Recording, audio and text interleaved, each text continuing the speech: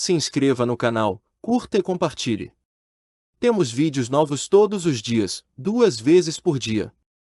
A Dama da Serra da Piedade. A estrada sinuosa que levava ao alto da Serra da Piedade parecia se estender como uma cicatriz aberta na montanha. Era madrugada quando Antônio decidiu subir, atraído por uma inquietação que não sabia nomear. Diziam que, em noites de neblina espessa, a montanha guardava segredos antigos, mais antigos que o próprio santuário ali construído. A névoa, naquele dia, era densa como leite coalhado, engolindo os faróis do carro e fazendo o caminho desaparecer sob seus olhos. Ele parou diante do portão de ferro forjado, que rangeu como se despertasse de um longo sono. Não havia viva alma por perto, apenas o sussurro do vento arranhando as pedras. A basílica, imponente mesmo na escuridão, parecia pulsar com uma vida própria.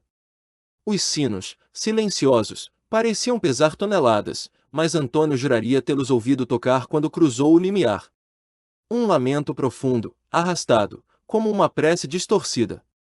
Avançando pelo corredor principal, viu os bancos cobertos de poeira, mas um deles estava limpo, como se alguém estivesse sentado ali há pouco tempo. Ao lado, um véu branco repousava, alheio ao tempo. Antônio se aproximou, os olhos fixos no tecido que se mexia levemente, mesmo sem vento. Quando tocou o véu, um arrepio o percorreu da nuca aos pés, e a temperatura caiu drasticamente. Na parede do altar, onde antes havia uma imagem de Nossa Senhora, agora havia algo diferente. Uma figura feminina, de olhos vendados, envolta em um manto negro, com as mãos estendidas para frente. Não era uma escultura, era uma presença. Antônio recuou, mas os pés não obedeceram. A figura ergueu a cabeça lentamente, e sob o véu, olhos vazios o fitavam. Um sussurro rompeu o silêncio. Você ouviu meu chamado. No vilarejo ao pé da serra, os antigos evitavam falar sobre a Dama Velada. Diziam que ela era guardiã de um segredo esquecido, amaldiçoada a vagar entre este mundo e outro mais escuro. Quando perguntados, os mais velhos apenas murmuravam orações e trancavam portas. Antônio, no entanto, não conseguia esquecer o que vira. A imagem o perseguia nos sonhos, sempre o mesmo santuário, sempre o mesmo sussurro. Ele decidiu investigar a origem da estátua. Procurou nos arquivos da paróquia, nos registros do convento, mas não havia menção a tal figura. Um padre idoso, já senil, falou em delírio sobre uma mulher que chorava sangue nas noites de Quinta-feira Santa. Antônio não sabia em quem confiar, ou se estava perdendo a sanidade. Contudo, a cada noite, sentia o mesmo frio gélido e via o mesmo véu esvoaçando sob a porta do quarto. Foi quando conheceu Maria Clara, uma historiadora que estudava lendas religiosas mineiras. Ela ouvirá falar da Dama da Piedade, uma freira que enlouqueceu após presenciar um sacrifício profano dentro da basílica, no século XVIII. Segundo a lenda, ela selou os portões do inferno sob o altar, oferecendo a própria alma. Desde então, aparecia quem ousasse quebrar o silêncio da madrugada na serra. Juntos, decidiram subir novamente. Antônio precisava saber se o que vira era real. Munidos de lanternas, orações e coragem duvidosa, atravessaram a estrada em meio ao nevoeiro. Mas algo estava diferente. A serra os observava. O mato sussurrava segredos, e as árvores pareciam se inclinar para ouvi-los passar. No topo, encontraram o portão escancarado, como se alguém os aguardasse.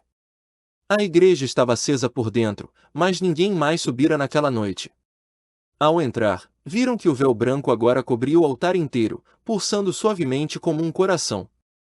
Ao tocar o véu, Maria Clara foi arremessada para trás com violência. Um grito agudo preencheu o espaço, como o eco de 1000 vozes sobrepostas. Antônio correu até ela, mas seus olhos estavam brancos, e dos ouvidos escorria um fio de sangue. Antes que pudesse fazer algo, sentiu-se puxado, não por uma força física, mas pela vontade de algo maior, algo ancestral. Foi lançado a um espaço entre espaços. Ao seu redor, fragmentos de lembranças alheias flutuavam, sacrifícios, penitências, correntes quebradas e orações esquecidas. A dama estava ali, no centro de tudo, tecendo véus de dor e salvação. Ela falou, mas não com palavras. Comunicava-se por imagens e sentimentos. Mostrou-lhe o que havia sido, uma freira piedosa, violentada por um culto infiltrado na igreja, selada viva sob o altar para que não contasse o que vira. Seu espírito, preso entre mundos, tentava alertar os vivos sobre algo que voltaria. Um ritual não terminado. Uma porta que ameaçava abrir novamente. Antônio entendeu, ele fora escolhido não por acaso, mas por sangue. Era descendente de um dos homens que participaram do sacrifício. Agora, devia pagar a dívida. Acordou do transe aos gritos de Maria Clara. Ela chorava, segurando como se temesse perdê-lo para sempre. A igreja estava escura novamente, mas o véu havia sumido. Em seu lugar, uma cicatriz fundida ao chão, como se o solo tivesse sido queimado a partir daquela noite. Antônio passou a ouvir os sussurros por toda a parte. E a sombra de um véu o seguia, mesmo nos dias ensolarados. Maria Clara, determinada a entender a natureza do que haviam enfrentado, mergulhou nos arquivos interditados do Mosteiro de Ouro Preto.